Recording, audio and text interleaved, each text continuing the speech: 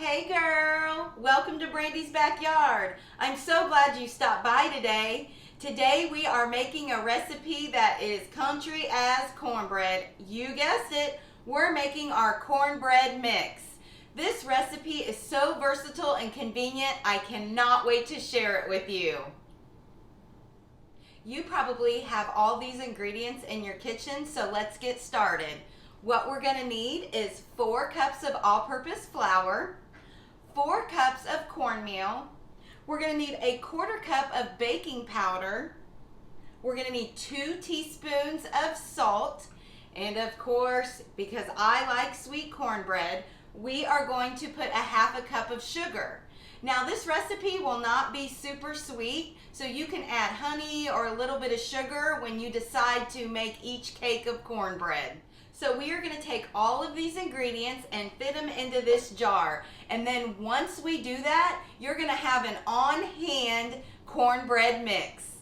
So what I did was I added a little bit of each ingredient at a time, and then I just took my trusty old spatula, stirred it around in the jar, and I just want to make sure everything gets good and incorporated. So you can also give it a little shake it like a Polaroid picture.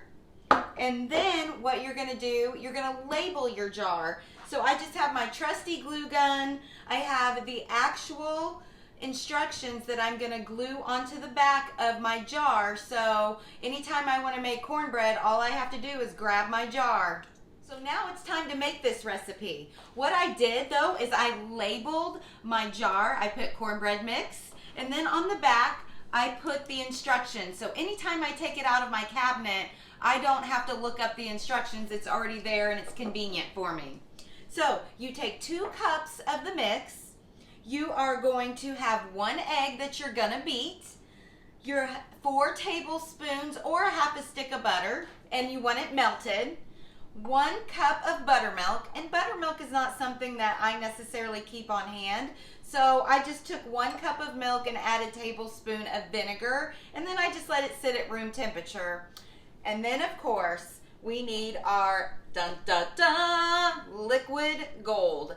We will use bacon grease to grease our pan with. So we're gonna combine all these ingredients and make us a cake of cornbread. So now that I've combined all my ingredients in this bowl, I'm gonna go over here and I'm gonna preheat my oven. And while I preheat my oven, I'm gonna actually get some of this liquid gold into the pan because I want to put this pan in during the preheating. Because what this does is it heats the grease up, and as the grease heats up, when you pour in this cornbread mixture, it causes this crust on the bottom of the cornbread that is chef's kiss. Hey girl, it's tea time with Brandy and Dolly. Dolly pointed out to me that this is the 3rd post that I've made about cornbread. Hey, what can I say? I love me some cornbread. But Dolly said that she doesn't like her sweet. She just likes a basic cornbread recipe. So let me know what you like. Do you like your sweet? Do you like your savory? Do you add anything in your cornbread? Make a comment below. I'd love to hear what you have to say. All right, you all, the cornbread is finished and it smells amazing in my kitchen. I let it bake for about 20 minutes. Then I brought it out and put it on the stove and let it cool for just a couple minutes because I couldn't wait to cut into it.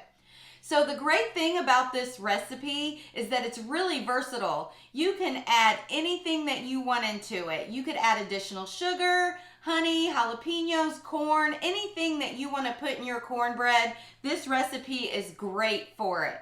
So here we go. It's my favorite time of the day. It's taste test time and I cannot wait. So let me get this in my mouth.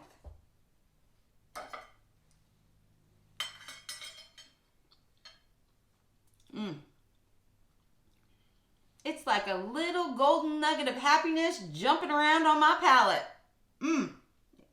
I love me some cornbread. So I hope you like this recipe. Make sure you like, share, subscribe, and comment. And don't forget, hey girl, it's Brandy's Backyard.